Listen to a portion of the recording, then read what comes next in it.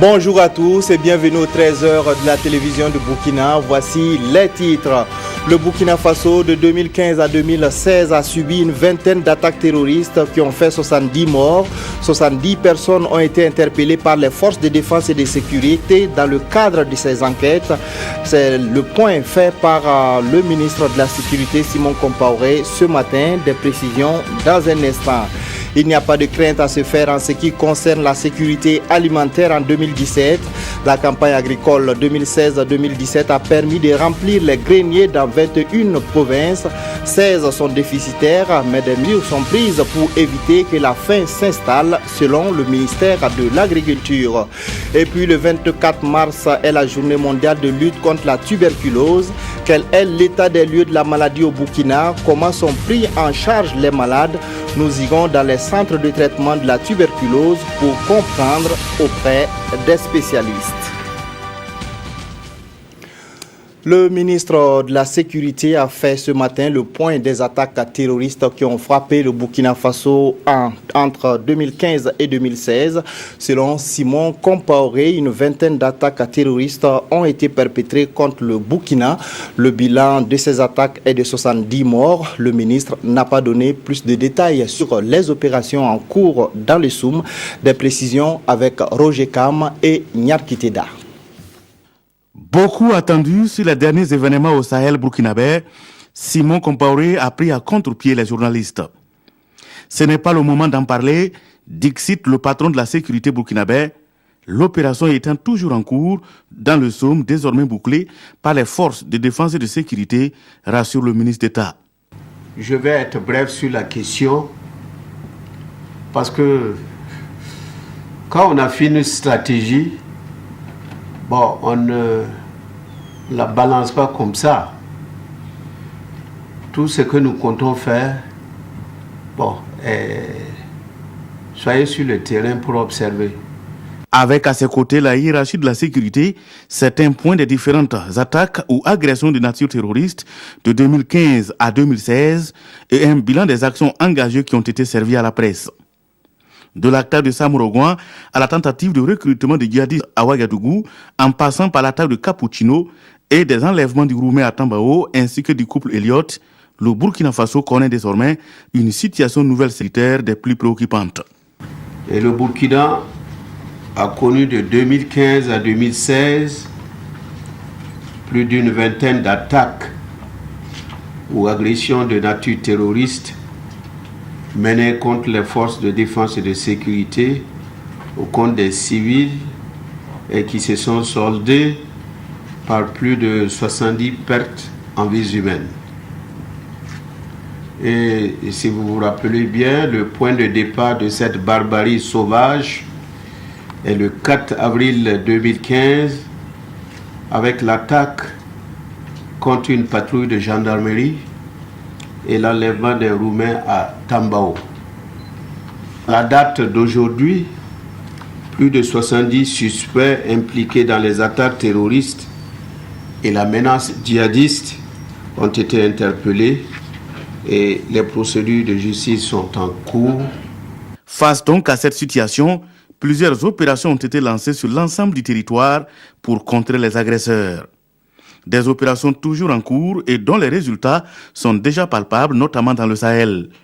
À titre d'exemple, une des banques de la place qui avait suspendu ses activités a repris du service ce matin même à Djibo, selon le ministre en charge de la sécurité. À la primature ce matin, Paul Kabatieba a eu une séance de travail avec la mission d'assistante technique sur la gestion de la dette du Fonds monétaire international. Les échanges ont porté sur la dette actuelle du Burkina et sur les mécanismes de suivi des nouveaux emprunts entrant dans le cadre du PNDES, Yacouba Gamene ou Moussissé. Le Burkina Faso fait le diagnostic de la gestion actuelle de sa dette. Et pour cela, il fait appel à la mission d'assistance technique sur la gestion de la dette du Fonds monétaire international. Cette mission doit également aider à la mise en œuvre des projets entrant dans le cadre du PNDES qui seront financés grâce aux prêts ou à des partenariats publics-privés.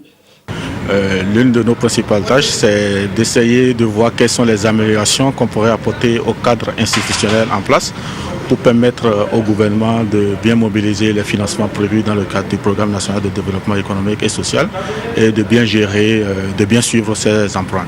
Donc c'est le but de la mission. Nous avons déjà entamé les discussions. On va essayer de voir les solutions qui sont faisables et puis discuter avec les autorités sur les propositions qu'on pourrait faire pour pouvoir améliorer le cadre institutionnel. Cette mission s'inscrit dans le cadre du 3e pilier du FMI. La mission prend fin le 30 mars prochain, mais elle compte suivre la mise en œuvre des différentes recommandations qui seront faites aux autorités burkinabées. Retour sur le forum économique germano-africain de Berlin. L'un des temps forts de cette rencontre a été la table ronde qui a réuni les chefs d'entreprise burkinabés et d'Allemagne. Elle a été une occasion de présenter les opportunités d'affaires qu'offre le Burkina Faso. La table ronde a été présidée par le président du Faso. Des détails avec Roger Kam et Nathalie Savadoro. Une projection d'une quinzaine de minutes pour résumer les diverses potentialités dont regorge le Burkina Faso et qui pourraient attirer des investisseurs allemands.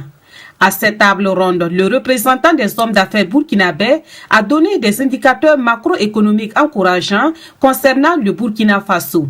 La dynamique de réforme économique qui va d'ailleurs accélérer dans le cadre de la mise en œuvre du plan national de développement économique et social à améliorer le cadre des affaires dans notre pays. Selon les données du Centre du commerce international, le volume des échanges commerciaux entre les deux pays était estimé à plus de 92 millions de dollars en 2015. Ces données devront être améliorées grâce à la nouvelle dynamique engagée à partir de ce forum entre hommes d'affaires burkinabés et allemands. Le président du Faso rassure quant à lui que l'État a créé les conditions nécessaires pour que les investisseurs étrangers puissent évoluer dans un environnement propice au Burkina Faso. Nous avons pris toutes les dispositions pour qu'il y ait la sécurisation des investissements à tous les niveaux, y compris au plan juridique. On m'a dit que les Allemands sont très prudents, nous aussi. Donc, nous allons trouver certainement les terrains sur lesquels nous allons pouvoir travailler et renforcer la coopération entre les deux pays et entre également les investisseurs burkinabés et allemands. Et je pense qu'il y a de la place effectivement pour que entre le Burkina Faso et l'Allemagne s'esquissent de nouvelles bases de coopération au niveau donc, du secteur privé. Une soixantaine d'opérateurs économiques burkinabés participent au Forum économique germano-africain. Au terme de leurs travaux, ils ont rencontré le président du Faso pour le rassurer que les échanges avec les hommes d'affaires allemands augurent de lendemain meilleur pour le secteur privé burkinabé. Occasion pour eux également d'exprimer leur gratitude au chef de l'État pour sa à présider le Forum de Berlin et pour tout ce qu'il mène comme action en faveur du secteur privé burkinabé. Voilà, un reportage de Roger Kam et de Nathalie Kaoré. La communauté internationale célèbre le 24 mars la journée mondiale de lutte contre la tuberculose. Chaque année, plus de 300 cas sont enregistrés à l'hôpital Yalgado-Ouedraogo. Même si la maladie régresse, elle continue tout de même à toucher de nombreuses personnes. Quelles sont les causes de la résistance de cette maladie? Nous nous sommes rendus à Yalgado et au centre de traitement de la tuberculose du SEMA de Pissi pour avoir des explications. Donc Bakouda, Zalissa Sanfo. 300-400 tuberculeux graves, résistants ou multirésistants, transférés chaque année dans le service du professeur Martial Ouedraogo à l'hôpital Yalgado Ouedraogo. Ici, au centre de diagnostic et du traitement de la tuberculose du CMA de Pissi, 266 cas ont été enregistrés en 2016. Et de janvier 2017 à aujourd'hui, déjà 71 cas.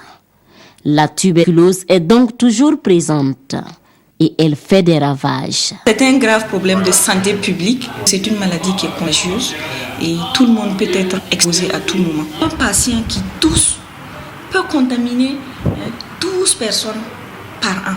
Il existe plusieurs formes de tuberculose, mais la plus connue est celle qui se caractérise par une toux, à n'en point finir.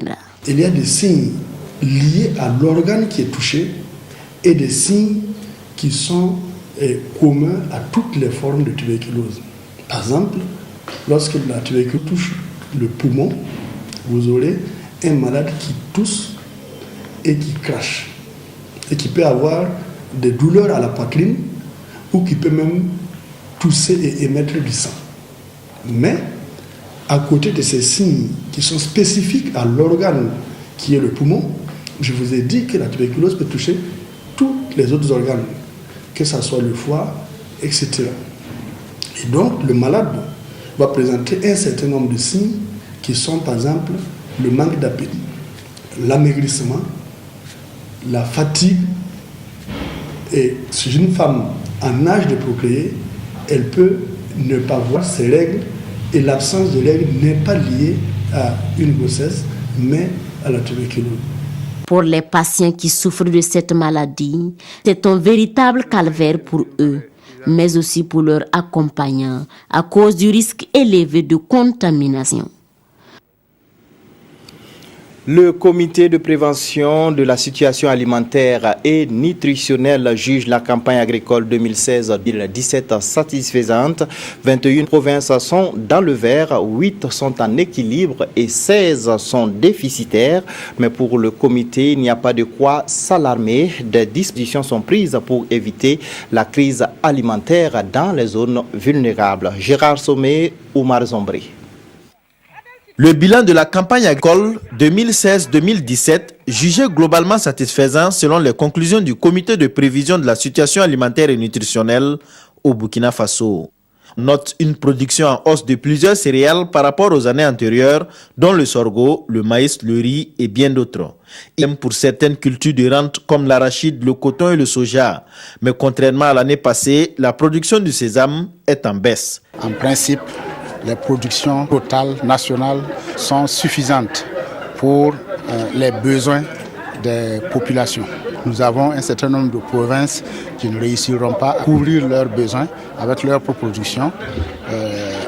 D'autres provinces sont en équilibre et certaines autres, heureusement que c'est les plus nombreuses, sont sédentaires. Pour les provinces qui n'arriveront pas à couvrir entièrement les besoins des populations, des actions sont déjà planifiées pour éviter le revenu d'une crise alimentaire. En octobre, lorsque les résultats prévisionnels ont été publiés, donc un plan de réponse a été élaboré, mais comme les besoins vont évoluer avec justement ces résultats définitifs, donc ce plan de réponse sera actualisé. Plusieurs recommandations ont été formulées à l'intention des différents ministères et acteurs impliqués dans l'atteinte de la sécurité alimentaire au Burkina Faso. Et parmi elles, il y a l'ouverture des boutiques témoins dans les zones à risque d'insécurité alimentaire, le renforcement de l'accompagnement des partenaires techniques et financiers dans la prévention et la prise en charge de la malnutrition. Réseaux sociaux, pôle de l'opinion publique au créneau de nos droits. C'est autour de cette thématique que se sont tenus les débats de la conférence publique sur les réseaux sociaux organisée par le ministère en charge de la communication. Objectif, discuter de la nécessaire réglementation des réseaux sociaux et de la possibilité d'interpeller les utilisateurs sur leurs responsabilités. Paul David Bambara, Oumoussissé. Qu'ils soient réservés aux professionnels ou ouverts à tous, les réseaux sociaux prennent plus en plus de place dans notre vie. Avec des millions d'utilisateurs, ils s'imposent comme outil de communication et de changement. À cette conférence publique sur les aspects juridiques des réseaux sociaux, le ministère de la Communication lance le débat. Il y a des choses qui sont dites aujourd'hui sur les réseaux sociaux parce que les populations y ont accès, qui sont des informations justifiées et qui servent à tout le monde. Mais il faut seulement garantir le respect du droit dans cette expression-là. Voilà pourquoi nous avons voulu cette conférence. Même si les réseaux sociaux apportent de nombreux avantages, il demeure essentiel que les utilisateurs sachent en faire une utilisation saine et appropriée. Il est important de rappeler qu'il y a des règles qui doivent régir notre communication. Il y a des pays qui ont fait le choix de réglementer ces réseaux sociaux. Le Burkina n'est pas dans cette logique-là parce que si nous sommes dans un espace de démocratie, c'est parce que ces réseaux ont contribué. Il faut cependant rappeler aux uns et aux autres qu'il y a des limites à ne pas franchir parce que la justice peut s'appliquer dans ces cadres-là. Le tribunal de grande instance d'Ouagadougou a déjà prononcé des condamnations contre des internautes de Facebook. Mais ces condamnations n'ont pas dissuadé bon nombre d'utilisateurs. Et pour Rémi Dandjinou, une sensibilisation s'impose.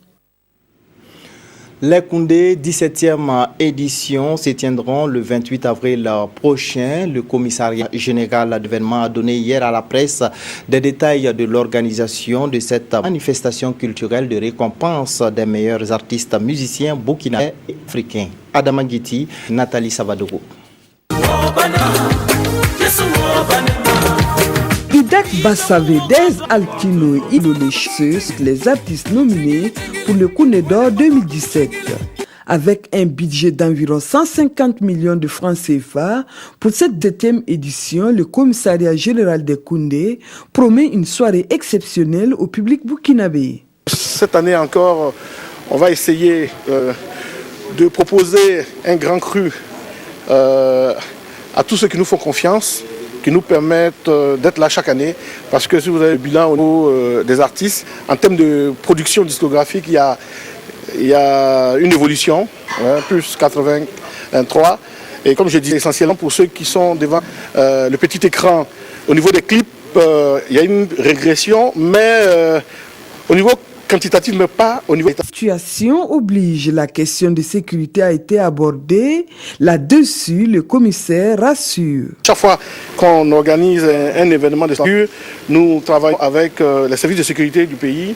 On a la chance d'avoir les autorités qui prêtent une attention particulière à cet événement. Ça nous permet aussi d'envoyer un signal au reste du monde. Cette conférence de presse a été une occasion pour le commissariat général de décliner le bilan des sorties discographiques de mars 2016 au 28 février 2017. Et pour cette édition, 482 sorties ont été effectuées contre 329 pour l'année passée et 110 clips enregistrés contre 249. Une seconde conférence de presse est prévue pour donner plus de détails sur les artistes invités, le parrainage et la somme qu'il faudra débourser pour accéder à l'événement.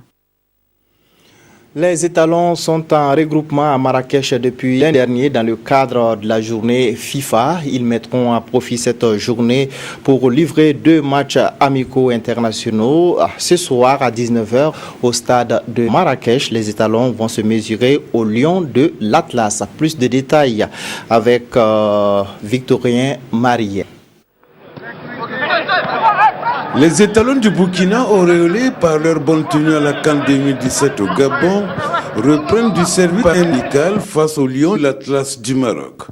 Un match qui, au-delà de son aspect amical, constitue une belle affiche dans le Gotha du Frien.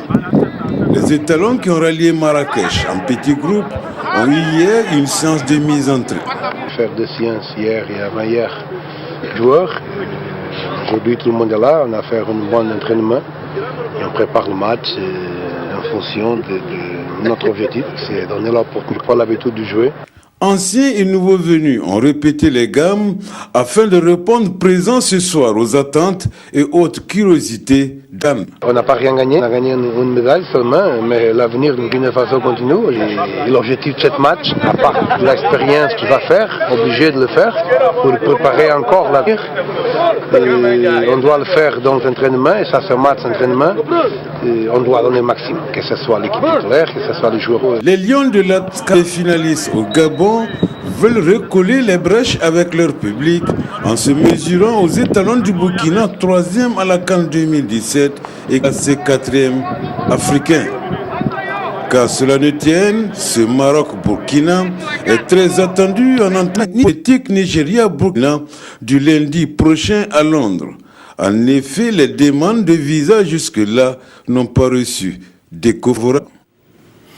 L'enlèvement d'un Français au Tchad et l'arrestation de plusieurs personnes, dont un cerveau des attaques terroristes dans le nord du Burkina, sont les principaux sujets traités par les quotidiens. La revue de presse est avec Aimé Solange Guigma.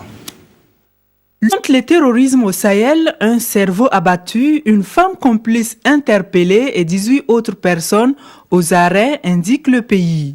Il s'agit d'Harouna Diko, présumé auteur de plusieurs attaques dans le nord du Burkina, dont la dernière à Nansumbu le 20 mars, abattu lors d'une opération des forces de sécurité du pays dans la nuit du 22 au 23 mars 2017, explique aujourd'hui au Faso.